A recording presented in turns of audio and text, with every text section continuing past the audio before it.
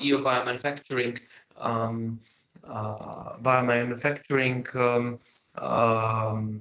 hubs and economy.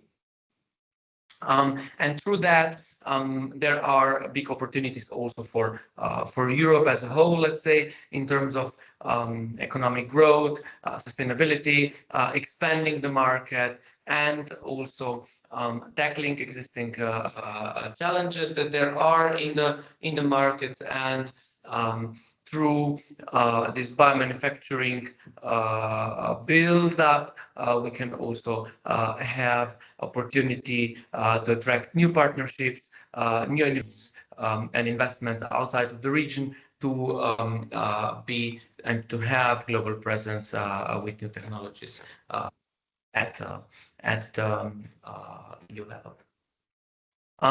So what happened in biotech, let's say, in recent years, there are several challenges that we need to tackle. The first one is probably the business model. So there has been a lot of, let's say, one size fits all business models that were trying to be applied with, especially trying to replicate either biopharma or IT cost structures that cannot be applied to maybe industries with lower returns of investment and longer development times. And a lot of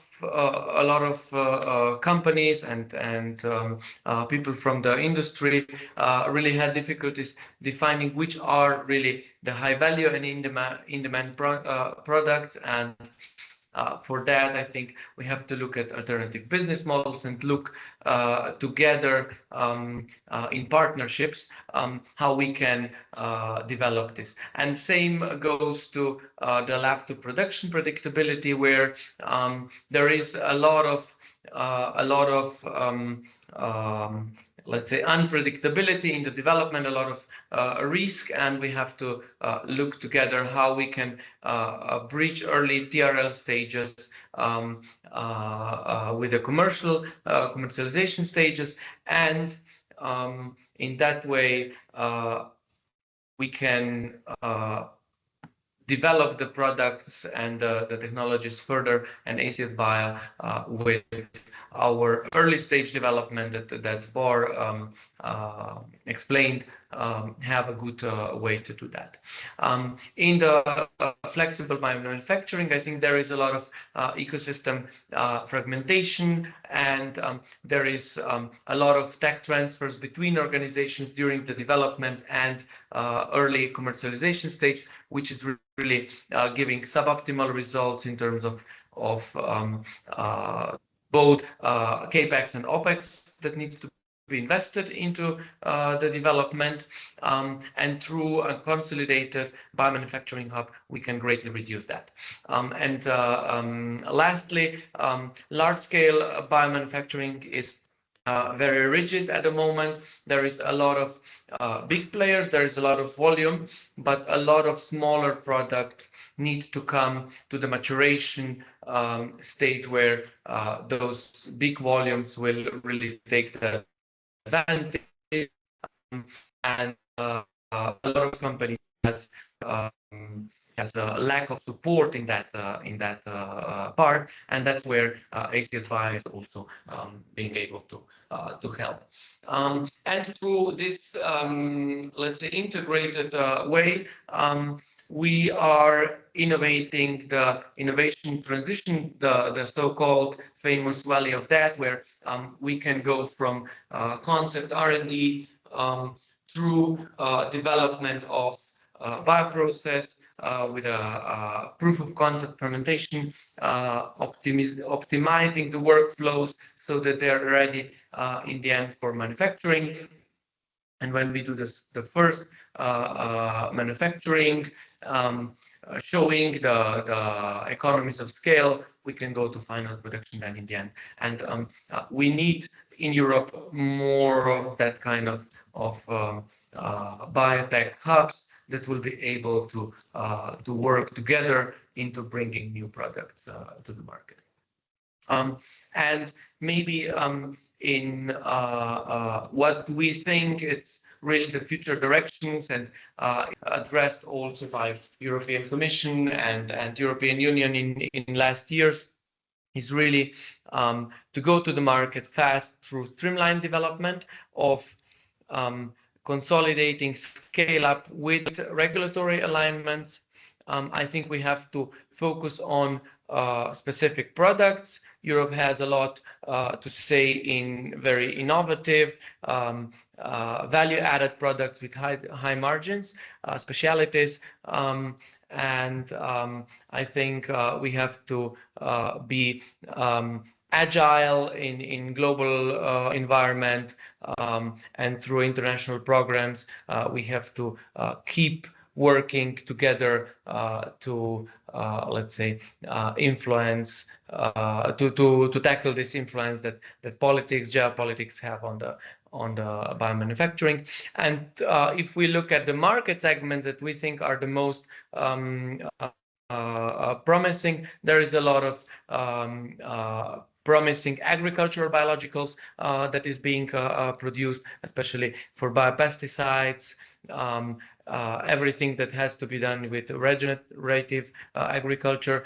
Maybe counterintuitive to current VC market, but I think food and ingredients, food ingredients is also something that is really still having a lot of traction and a lot of good technologies that can save, let's say, produce much better technologies than it was in the past.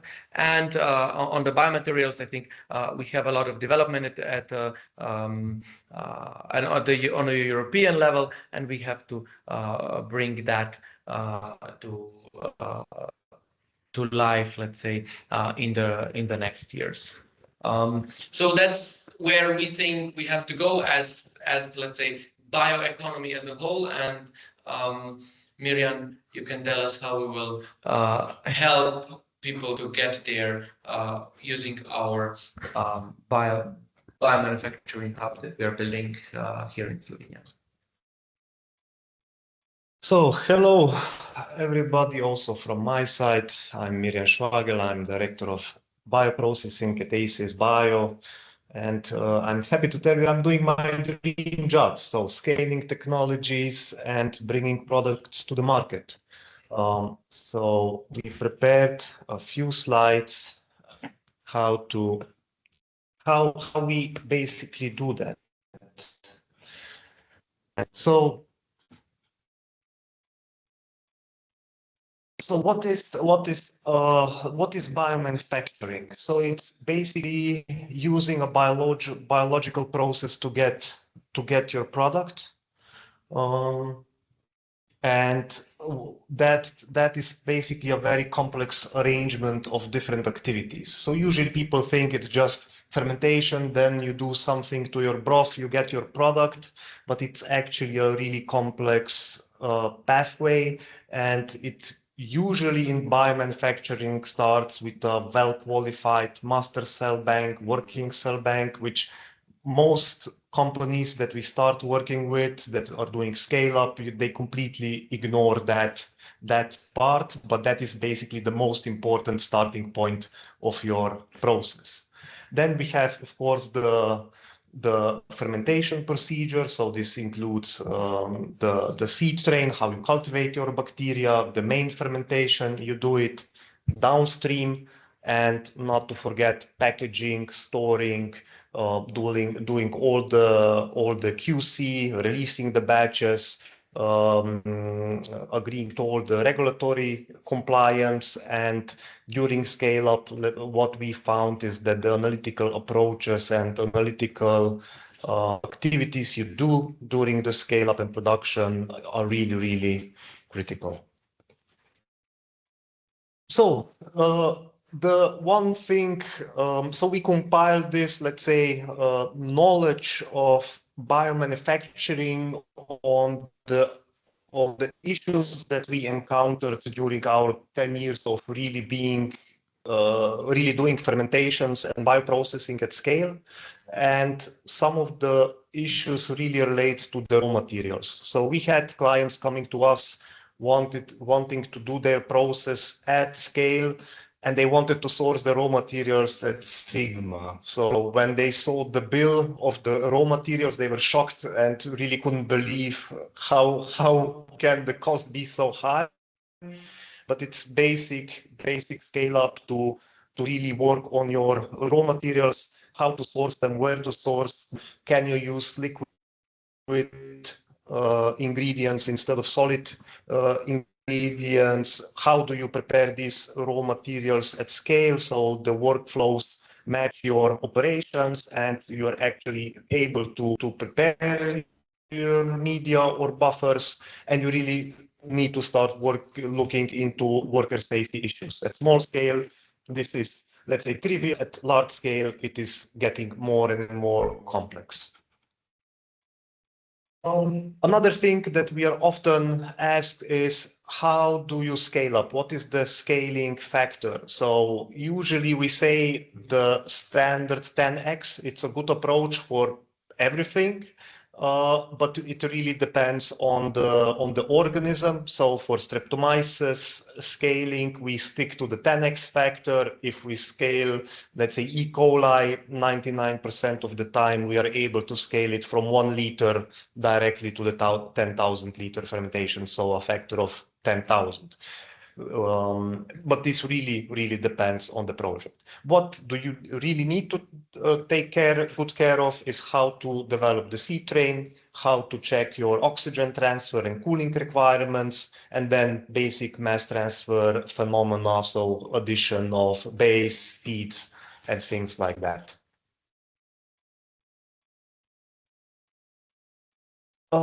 And what we also see, the biggest challenge in scaling is not actually the fermentation procedure, but the scale up of DSP. So what we found, to have a good, cheap DSP, you need good or good enough product specifications. So you need to know what you need in the end.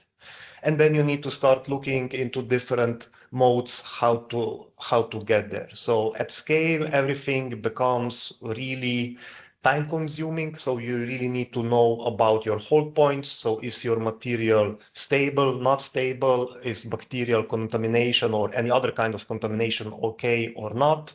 You need to think about what to do with your GMO organism if your process has a GMO organism. And then you really need to think how to develop a good DSP. We often find that people come to us with a lab scale DSP, which is either non-workable, non-scalable, or extremely expensive. And in that point, it really starts to make sense to invest into a good DSP. So this is something we are doing routinely, and it's nice about DSP. It's much more complex than fermentation, so there are a lot of, let's say, possibilities and options how to do it. Another, what we do a lot at Acies is to really think about the industrialization of the bioprocess. So we really focus on the total output. So a lot of times people are focused on titers, but in the end, if your DSP is not compatible, or your process time is too long, your total economy won't be good. So a lot of thinking and development has to go into the optimization of the whole production procedure, and you have to keep in mind that the process needs to be robust and as simple as possible. Analytics, also our experience with scaling, not so much in production mode, but in scaling, it's to really have strong analytics. So Acies is very strongly equipped with most high-tech analytical procedures, and we do invest a lot of time to really know what is going on in the raw materials, fermentation, and DSP. So you really need to be careful that you are measuring the right compound in the right matrix, and that your results are accurate. So this is very, very important, let's say, to have a good scale-up campaign. Another thing when you come to scale is basically something that nobody thinks about at lab scale is wastewater management. So at scale, we are talking about tens, if not hundreds, if not thousands of cubic meters of waste streams that need to be processed. So how to design the process, how to design your media, how to design the DSP to have as little waste streams as possible and to have them in the right concentration. So ACS, when we do the scale up, when we do the industrialization, this is something we take care about. So for the initial batches, you can get away with incineration or some not really cost effective methods of disposal. But if you go into biomanufacturing, this becomes a quite important driver how to run your process. Another thing, what we are frequently engaged in is the basic story of bioprocessing. So how to compete with the petrochemical industry, how to compete with the chemical industry. It's the reduction of cost of goods. So Acies here is a holistic provider. You can listen to the previous webinar. So one of the ways of reducing your costs is increasing your titers and your products. So by good strain design, strain manipulation, strain improvement, you can really reduce your costs significantly. But once that comes to a limit, then you need to work on your process. You need to look at your raw materials. So which kind, what are you using, which quality of raw materials. You need to look at your fermentation procedure. So is it complex? Is it short? Is it robust? Because that will in the end influence the price. Similar DSP, so which unit operations, what is their productivity, what is their robustness, and can you get away with a smaller number of unit operations if possible. And of course, the product specifications, so product purity really has a big impact on the final COGS, and you always need to be in compliance with regulatory, which also brings its own burden. So that would be all from my side. Please post questions. I'm looking forward to a good discussion. Thank you. Yeah, I saw there is already some very relevant questions, so we will tackle them in the end.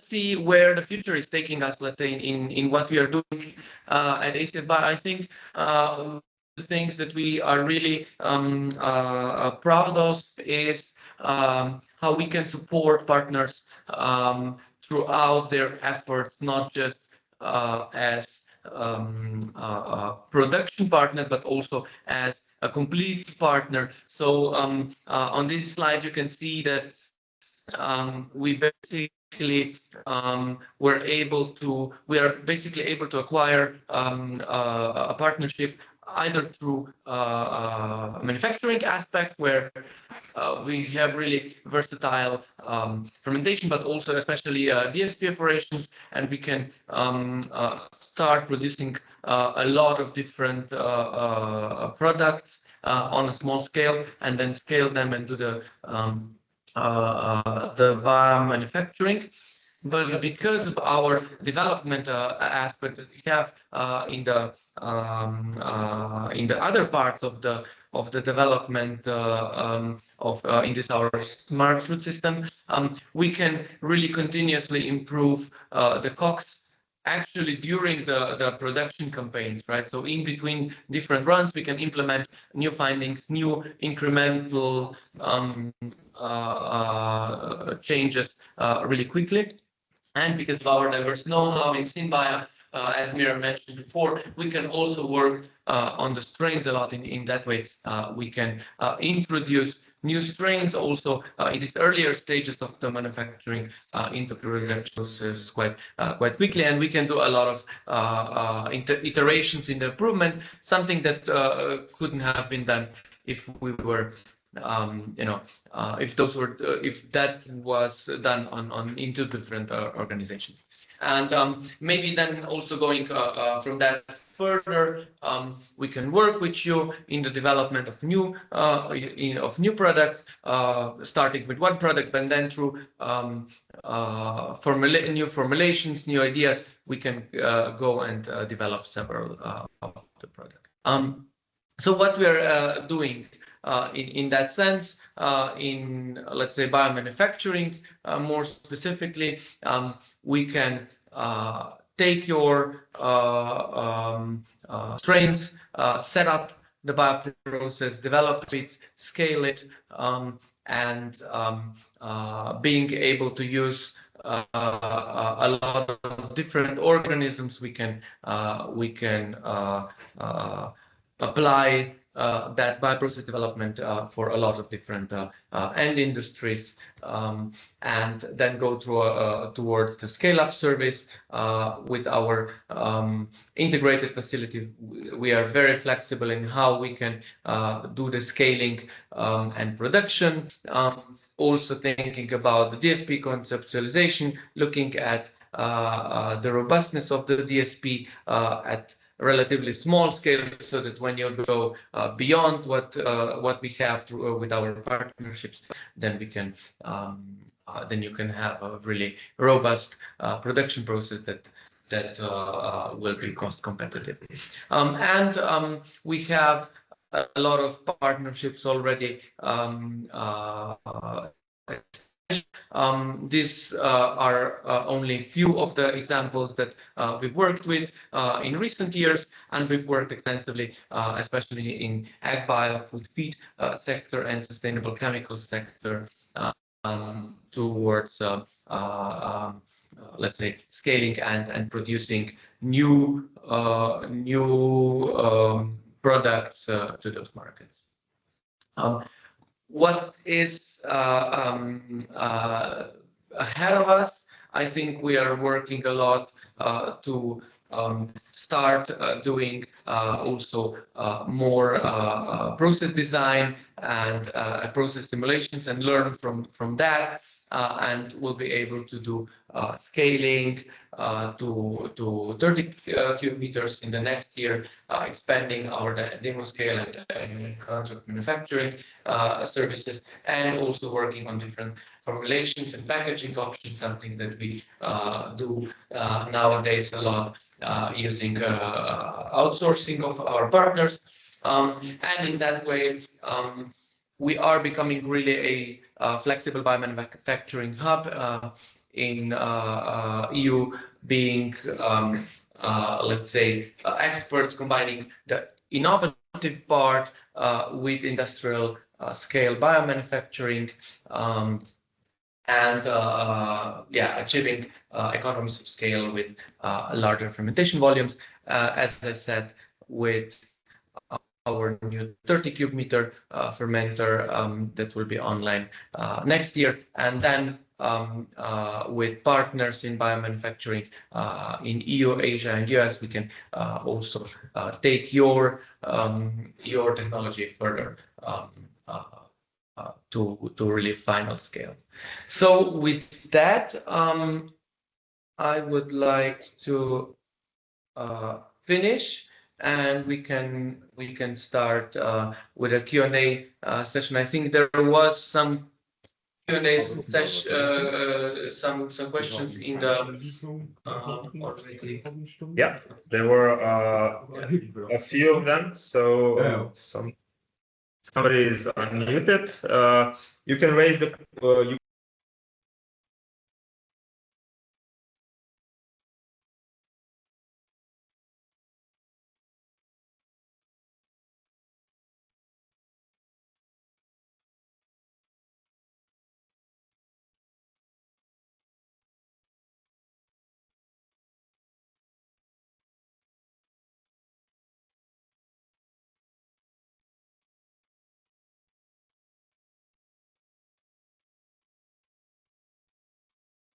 focus on the polypeptide production, and that is the space where we originated from. So it really, because we are an R&D company, we are really not limited by the market, but it's important that that we meet the criteria you want to achieve in your technology development. But maybe as a comment, so we are not looking to be GMP certified at 30 cube scale. So for GMP, we have partners with, let's say, medium-sized volumes, and then we have partners, let's say, for larger scale production as well. Yeah. So for example, we have local partner in Slovenia that has pharma, cosmetics, GMP for production. So we can work very quickly with them, translating and us being the development for the developing GMP ready process and then So maybe the next question. So the next question, how do we manage different types of strains? So microbiology, we usually do in-house as a preliminary analysis. So we do a lot of sequencing, but for all, let's say, the CMO activities to really make sure there are no pathogenic bacteria in the products, we send the samples to our outsourcing lab just to have double confirmation we are within spec.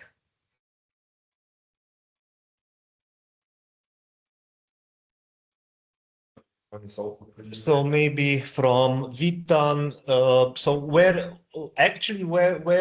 do we stop? We don't want to stop. So we want to help you bring the product to market. So we know that for some products, we are for sure, even with 30 cubics, too small. So for that, we have a network of US producers, EU producers, or Asia producers. So to connect you with them, and we assist in the tech transfer and setup of the production line. But here we are talking thousands of cubic meters of fermentation capacity that is needed.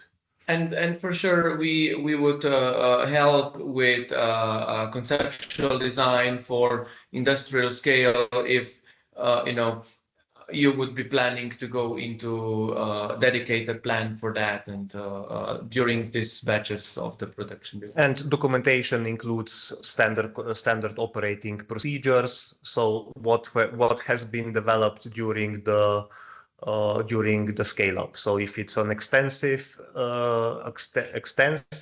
evaluation and scale up, then we provide documentation with all the critical data, hold points, deviation, scenario, stuff like that. If it's just a few runs, then basically it's the basic process. And another one, guessing the number of, so this is Naura.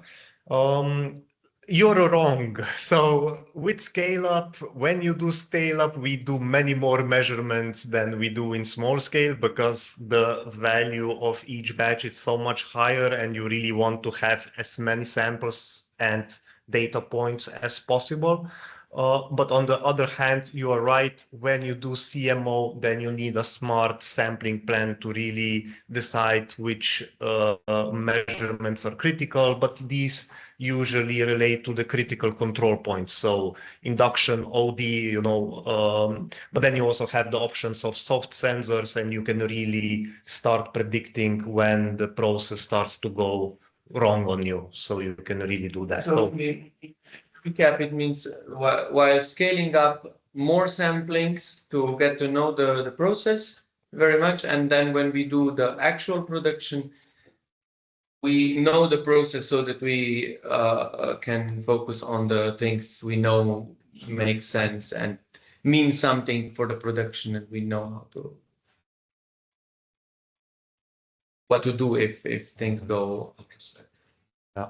So then, who will answer the protein platform? So I already published the answer, so maybe I can also explain. So I'm leading the BD activities on our side regarding to our protein platform, but to address it more broadly. So we are not only focusing on protein production, we have a really robust protein platform, including strains, proprietary strains, and scale-up know-how that we really leverage in this space. But we are not focusing on proteins. So we focus quite a lot on secondary metabolites, but the protein technologies are the ones that are most prominent in the biotech world. So we are also expanding activities there. I must say we have a lot of protein technologies in our facility, but yeah, we are not limited by that. But yeah, I posted my email and you can contact me directly so I can explain a little bit more in detail what we do in terms of that. But, yeah. And for sure, one of the next webinars will be on specifically on the protein production. Yes. So yeah, stay tuned for that as well. And Miran and Vitan also has. So yeah, if we design processes for the pharma company, so pharma industry, so we are working a lot with pharma, but 90% of the focus is on strain development or either for titer improvement or impurity reduction. But we do not focus on, let's say, the pharma industry for process development. So we are able to do it. We have all the equipment, all the knowledge of it, but we are not insiders. So we are insiders in microbial fermentation technologies, very broad. I would say the answer is really depends what kind of process you're looking for.